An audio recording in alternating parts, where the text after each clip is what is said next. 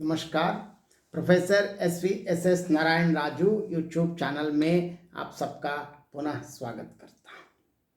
आज ब्रह्म गीत सार से संबंधित इन पदों की जो व्याख्या चल रही है, इसी श्रृंखला में मैं और एक पद का परिचय करना चाहता हूँ। यहाँ बार बार उद्धव निर्गुण ब्रह्मा या ज्ञान ब्रह्मा की बात करते हैं तो उनको थोड़ा गोपियों को ये बुरा लगने की वजह से और जो इस अभी तक क्या अलग अलग उनका खंडन करने के साथ साथ यहाँ गोपियों के माध्यम से सूरदास गोपियों की जो अत्यंत प्रेमा भक्ति, प्रेम पूर्वक भक्ति किस प्रकार है, वो वास्तव में गोपियों की चाह क्या है, वो क्या चाहती हैं, वो किस प्रकार की स्थिति में है, ये इसके बारे में अब इस पद में हम चर्चा करेंगे। और इस पद में सूरदास कहते हैं, अखियां हरि दर्शन की भूखी।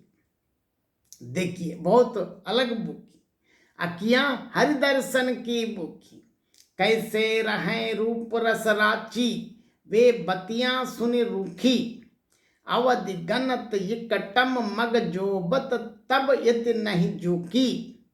अब इन जोन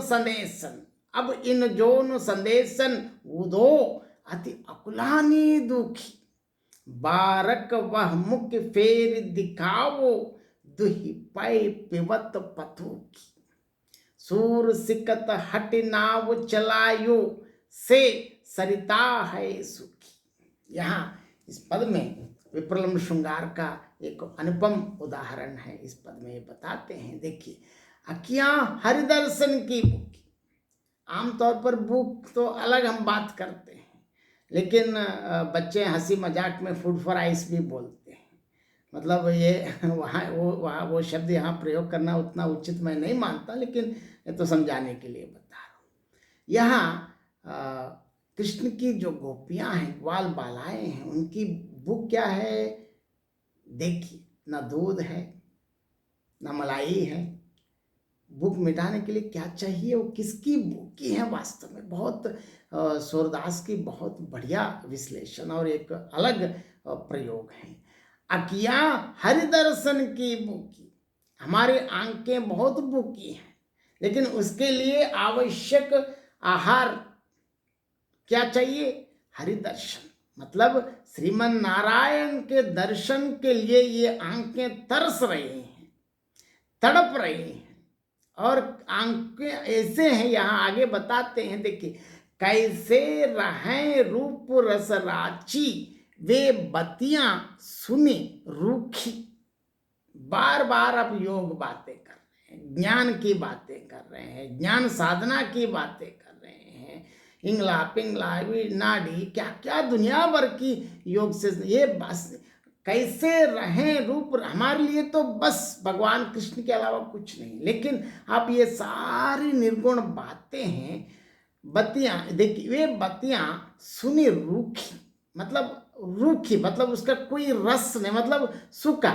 हम बोलते हैं ना उसको ही सूखा रूखी जो रोटी, ऐसी बात करते, मतलब यहाँ इसमें कोई सार नहीं है। मतलब इस प्रकार की बेमतलब की बातें हमको बहुत दुख दे रही हैं। और आगे देखिए दुख कितना ज्यादा दुख है बताने के लिए आगे एक बढ़िया अनुपम उदाहरण बता रहे हैं। अवधि गनत एकटम मग जोबत, तब यत नहीं जूकी।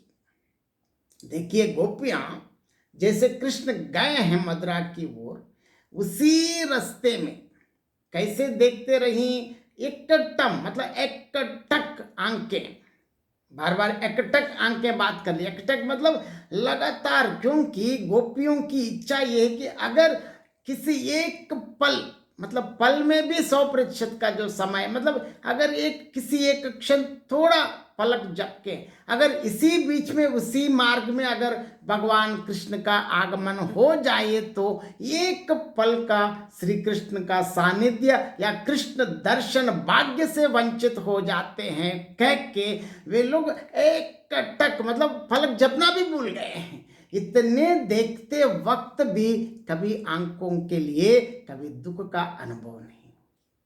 ये देखिए बहुत सूरदास की बढ़िया कल्पना है, क्योंकि किसी अपने मन से बिल्कुल प्रियतम या मन से बिल्कुल चाहे लोग अगर किसी ओर आना, अगर इस ओर आने वाले हैं तो वहाँ तक आने वाले तो यहाँ घर तक भी आएंगे, लेकिन हम जहाँ तक रास्ता दिखता है वहाँ तक हम अपनी दृष्टि या नज़र रखते हैं, क्योंकि वहाँ से आते ही उनको उसी समय देखने चाहते। मतलब यहाँ कृष्ण के प्रति इतना प्यार है, क्योंकि कृष्ण सानिध्य, कृष्ण दर्शन भाग्य से एक पल पल में 100%, मतलब 100 टाइम, मतलब बहुत एक क्षण से भी वो कृष्ण दर्शन से वंचित नहीं रहना चाहती हैं गोपियां। इसलिए ये बताती हैं, देखो जब हम कृष्ण के लिए लगातार इंतजार करते वक्त एकटक, मतलब एकटक देखते वक्त भी इन आंखों के लिए उतना दुख का अनुभव या महसूस हमने नहीं किया, लेकिन आपकी ये नीरस बातें सुनकर हमको बहुत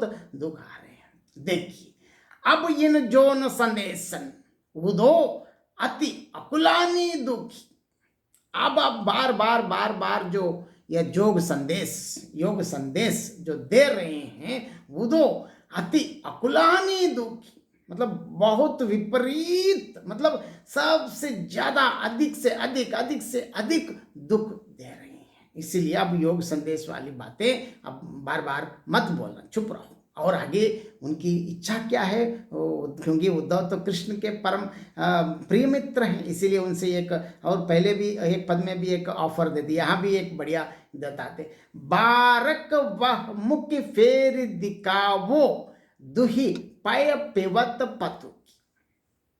क्योंकि उद्धव से फिर एक तो विनती कर रहे हैं, क्या चाहते हैं, बारक मतलब दोबारा पुनः वह मुख फेर दिखाओ। क्या, किस प्रकार का मुख चाहिए, देखिए, दुही पय पिवत पतु, क्योंकि ग्वाल बाल बच्चे हैं, जहाँ गाय चराने के लिए जाते वक्त अगर दूध पीना चाहे तो उनके पास कटोरा थोड़े ही रहता है, लेकिन वो क्या, वहाँ के जो बड़े बड़े पत्ते हैं, पत्तों को वो ऐसे पत्तल ऐसे बना के उसमें दूध लेके पत्तों से पीते।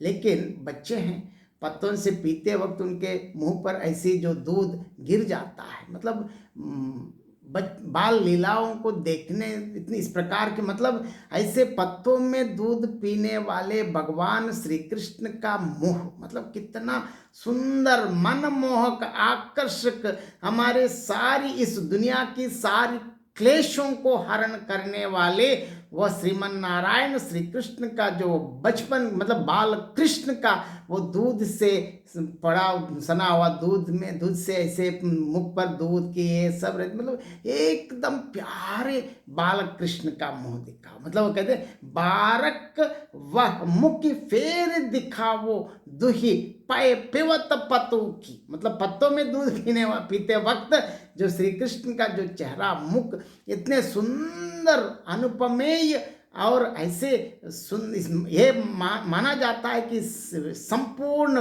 विश्व में एकमात्र पुरुषोत्तम, सबसे सुंदर, सकल गुण संपन्न श्री कृष्ण का जो मुख हमको फिर दोबारा दिखाओ। क्यों बता रहे हैं वैसे संपन्न मुख, देखिए अब आगे कहते हैं, सूर सिकत हट नाव चलायो से सरिता हैं सुखी। ये बता रहे हैं कि देखिए, अब बार बार देखो, अगर नाव चलाना है तो क्या चाहिए, पानी चाहिए, पानी में है तो नाव अपने आप चल जाती। लेकिन अब यहाँ ये सरिता, मतलब यहाँ हमारे ये तो प्रेम तो आई ही नहीं, कृष्ण तो चले गए हैं, तो हम ये बिल्कुल यह रेगिस्तान में नाव चलाना जितना दुष्कर कार्य है, जितना असंभव चीज है, हमारे मन में भी आप बार बार निर्गुण ब्रह्मा का जो ज्ञान या ज्ञान साधना, योग साधना कराना, और जिस प्रकार रेगिस्तान में नाव चलाना असंभव है, हमारे सारे ग्वाल बालों या गोपियों के लिए इस प्रकार की जो बातें भी और कहकर हमको निर्गुण में लाना भी ये तो असंभव की बात कहते हैं। यहाँ इस पद तो बिल्कुल सूरदास के विप्लव श्रृंगार का एक बहुत उदाहरण माना जाता है। और यहाँ दो प्रकार की चीज बताते हैं, एक तो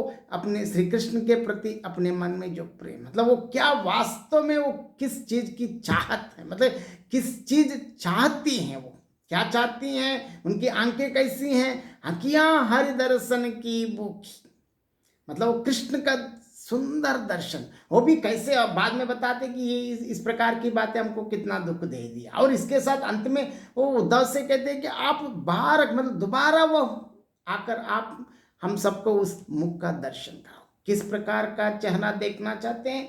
ऐसे विश्व के सबसे उत्कृष्ट सुंदर मनोहर उनके चेहरा देखते ही इस दुनिया की, इस समाज मतलब हमारे इस जन्म के सारे पापों क्लेश हरण करने वाले वह सुंदर दिव्य मुख अरविंद देखना चाहते। लेकिन वो मुख भी कैसे हैं?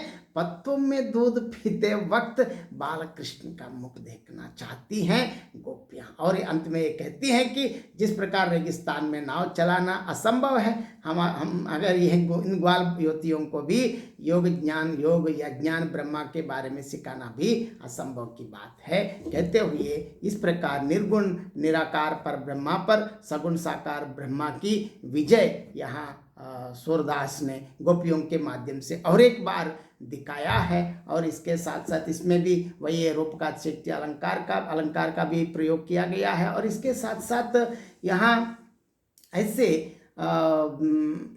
यहाँ विप्रलम्ब श्रृंगार, क्योंकि श्रृंगार जो इसमें है यहाँ विप्रलम्ब श्रृंगार का भी संपूर्ण रूप इस पद के द्वारा प्रस्तुत किया गया है सूरदास ने। और इसके साथ साथ आलंबन, कृष्ण, आश्रय, गोपियाँ, मतलब उद्दीप, मतलब बिल्कुल ये उद्धव का जो ज्ञान उपदेश के खिलाफ गोपियों की जो अपनी प्रतिक्रिया अपने वाग वैदग्ध्य से अपनी बिल्कुल मुक्ति वैचित्र्य वाग वैदग्ध्य जो कहते हैं, मतलब गोपियाँ अबोध हैं लेकिन उनके पास कृष्ण भक्ति रूपी मणि है। इससे उनकी जो बातों से जिस प्रकार निर्गुण ब्रह्मा पर सगुण ब्रह्मा का विजय दिखाया है और एक बार सूरदास ने।